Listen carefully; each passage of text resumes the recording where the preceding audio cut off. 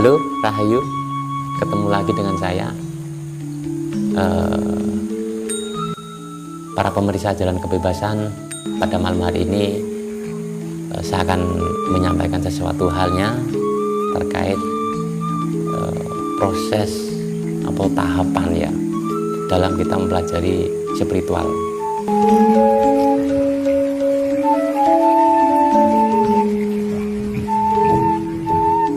Tentunya dalam konteks pelajaran atau teknik ini banyak sekali. Bahkan setiap mentor, setiap master, setiap pendidik itu memiliki teknik-teknik tertentu.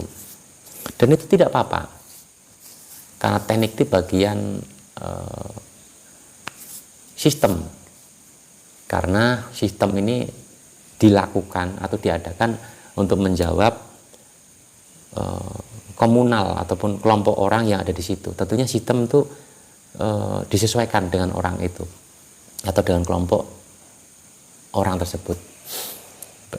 Kalau di sini ada yang tanya, gimana mas sistemnya pelajaran yang biasa teman-teman belajar di Jalan Kebebasan? Itu gini. Teknik pertama, di sini itu kan ada yang belajar yang mungkin sama-sama kita mengkaji itu ya. Ada yang golongan anak-anak, remaja, dewasa gitu. Ada juga orang yang sudah usianya lanjut gitu ya.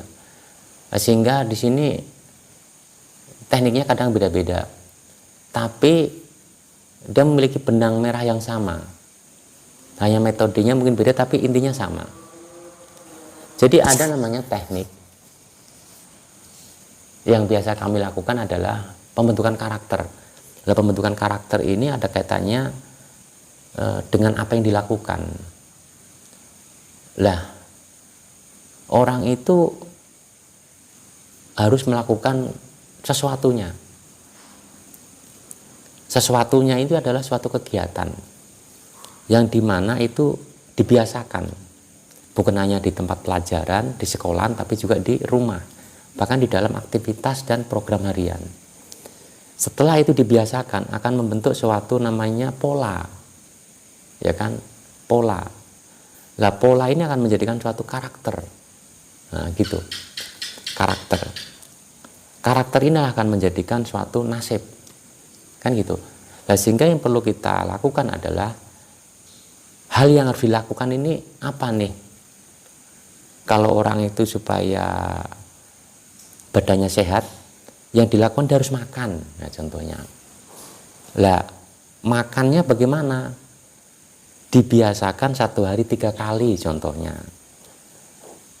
Hal itu kalau dilakukan berulang-ulang menjadi pola. Nah, sehingga karakternya itu menjadi orang yang tertib terkait makan. Dimana 1 hari 3 kali. Ini contoh loh ya. Nah, hal inilah dijadikan suatu teknik. Nah, sehingga di pelatihan kami yang pertama kita lakukan ya membentuk karakter, membentuk kebiasaan, membentuk pola, membentuk tindakan. Yang tindakannya ini menuju kepada ketepatan, kebaikan secara moral. Baik dari pola istirahat, pola makan, pola sosial, pola penempuan kepelatihan ritual ibadahnya gitu ya. Yang kita pakai di saat ini jalur-jalur mengheningkan cipta, jalur meditasi atau jalur semedi itu secara ritualnya. Lah, setelah ini dibiasakan, nanti ada tahapan berikutnya, saudara-saudara, di mana kita dilatih untuk menyadari atas apa yang kita lakukan. Nah, gitu kan.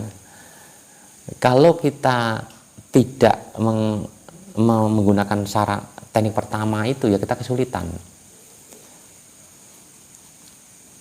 Menyadari ya apa yang disadari wong kita nggak bergerak ya nggak bisa ya, kalaupun bisa ya agak kerepotan karena ini orang bertahapan ya. Nah, sehingga apapun yang kami lakukan di sini ini dasarnya hanya awalnya untuk membiasakan orang itu dulu. Orang itu dibiasakan hidup bersih, mandi, lingkungannya dibersihin, itu dibiasakan dulu. Setelah itu dibiasakan, baru kita naikkan menjadi menyadari atas apa yang dilakukan. Setelahnya itu naik lagi, teman-teman.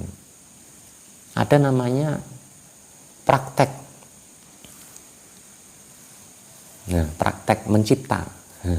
Mencipta. Nah, ini di sini gini. Setelah dia melakukan aktivitas yang sudah kita tetapkan, yaitu merupakan kesadaran, keindahan, melakukan rutinitas yang baik.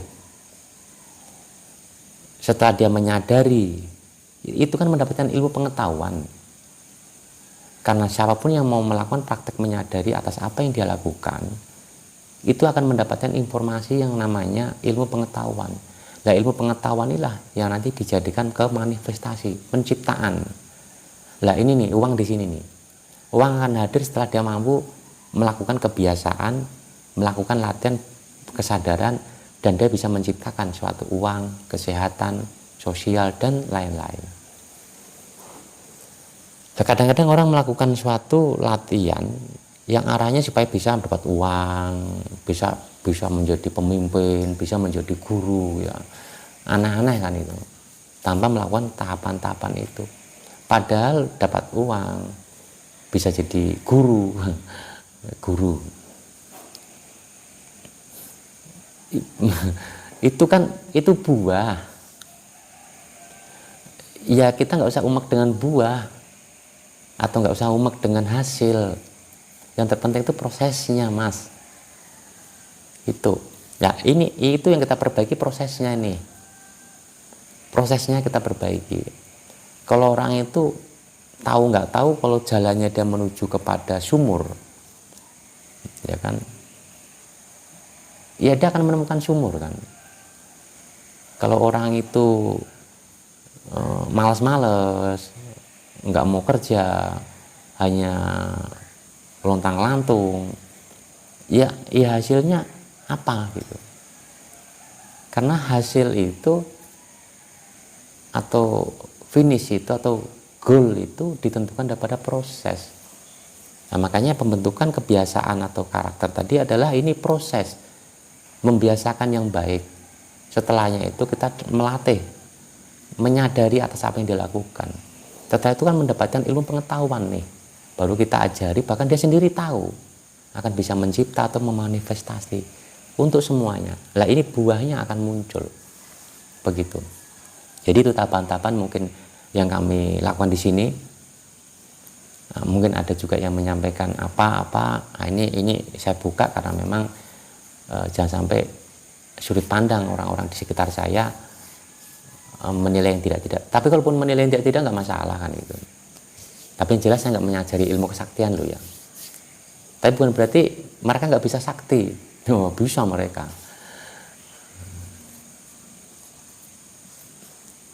Nah, yang kita kejar kan bukan itu. Bukan menjadi paranormal ya, menjadi manusia yang utuh. Menjadi manusia yang normal, bukan menjadi paranormal. Menjadi orang yang normal. Nak lapar ya makan gitu. Nak hujan ya pakai payung atau mantel gitu. Gitu aja. Jadi nanti menjadikan manusia yang tidak aneh-aneh. Demikian teman-teman, kiranya bermanfaat. Kurang dan lebihnya saya mohon maaf dan terserahkan kita semua.